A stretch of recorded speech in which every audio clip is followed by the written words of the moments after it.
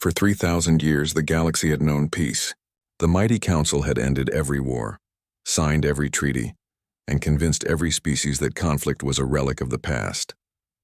For 3,000 years, there had been no battles, no fleets rising from the darkness, no explosions tearing through the void. The galaxy had grown calm, soft, and proud of its peace. They called it the Age of Harmony, but every age ends.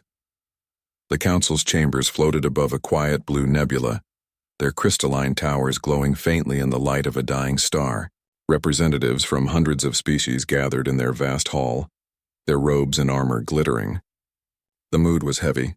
Rumors had spread for months, of fleets moving, of outposts gone silent, of strange signals from the edge of the spiral arm. The first to speak was the High Speaker, whose voice echoed across the dome. "We have confirmed it," he said, trembling slightly. "The Varn Dominion has declared war."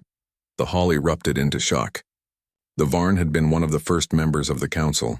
For thousands of years they had been diplomats and builders, never warriors. To hear that they now raised fleets for conquest sent chills through the delegates. "War," someone whispered, as if the word itself were forbidden. After 3,000 years, the council began to argue, their voices rising. Some shouted for immediate peace talks. Others demanded fleets to protect the borders. Some could barely comprehend what the word war even meant anymore. Then someone asked the question everyone was avoiding. "What about the humans?" A quiet fell over the hall. Humans. The word carried weight. Once they had been members of the council 2 centuries ago. But they had left. No one had seen them for nearly 1,000 years. Some said they went into isolation. Others said they destroyed themselves. The council's historians called it the silent departure. The High Speaker turned to his advisors. "Do we know where they are now?" "Unknown," came the answer. "Their colonies went dark long ago. No signals, no trade, no diplomacy." "Then they will not help," said the Speaker. "We must rely on ourselves." And so the council prepared for war, slowly, clumsily, as species that had forgotten what war truly was tried to remember how to fight. Fleets were built from ceremonial ships, weapons were refitted from mining lasers, and training was given to generations who had never seen battle. Months passed. The Varn Dominion struck fast. Worlds fell. Colonies burned. The council's fleets crumbled before the first wave. The Age of Harmony ended not with a declaration but with a scream. Amid the chaos, one small exploration vessel fled across the edge of known space. Its captain, an old scholar named Reen, had a desperate idea. He whispered to his crew, "If the council cannot win, perhaps there is one who can." They followed ancient star maps long forgotten. They traveled beyond the rim, where the stars grew thin and cold.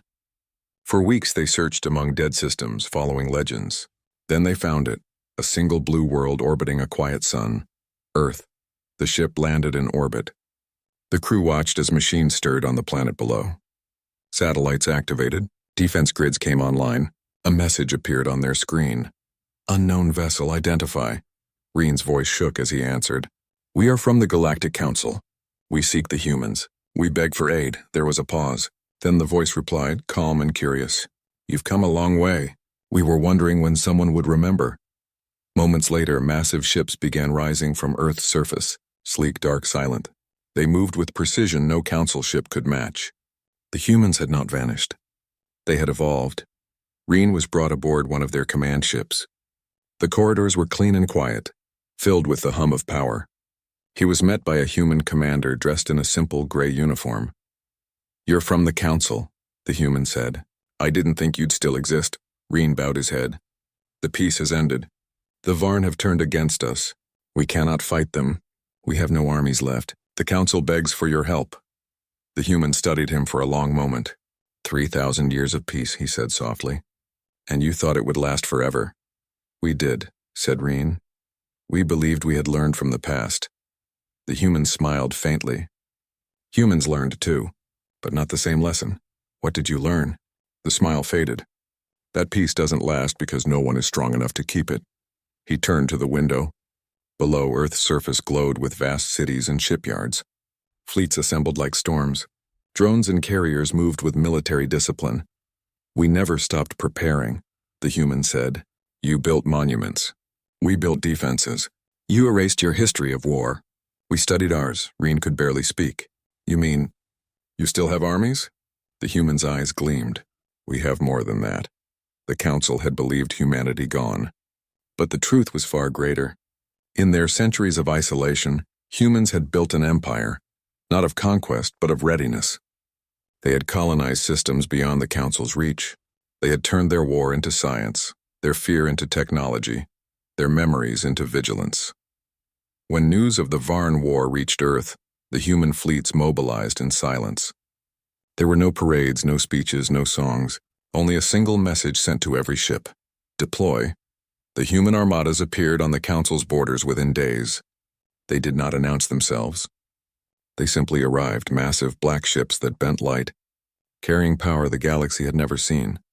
When the first Varn fleet entered the sector, it found humans waiting. The battle lasted 6 minutes.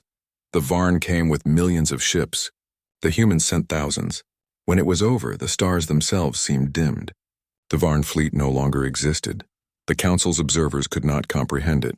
No strategy, no tactics they knew could explain such force. They watched as humans moved with terrifying calm, their weapons silent and efficient. When the council called for a meeting, the human commander appeared by hologram.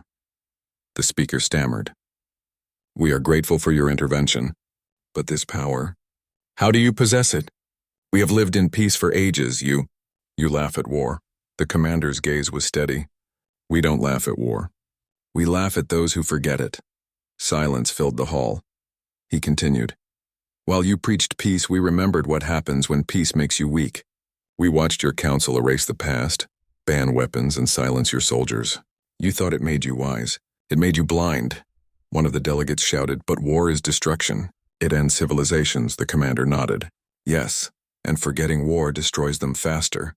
The humans had learned the paradox of peace, that without strength, it was an illusion. The Varn tried again, sending new fleets reinforced by ancient allies. The humans answered with the same calm precision. They didn't conquer. They dismantled. Each attack ended before it began. Every weapon the Varn built was studied, improved, and turned against them. Soon whispers spread across the galaxy. Worlds that had once mocked humanity now spoke their name with awe and fear. The humans had not only survived the centuries, they had surpassed everyone.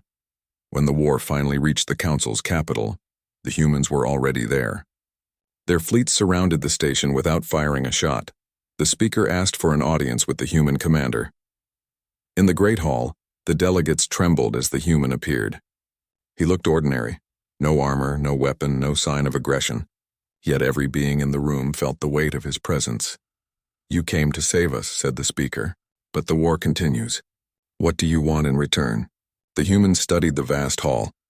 The banners of peace now torn and faded. "What we want," he said quietly, "is for the galaxy to remember." He pointed toward the stars shown on the ceiling. "You called it peace, but it was only sleep. You grew comfortable. You forgot the cost of freedom." The speaker's voice shook. "And you?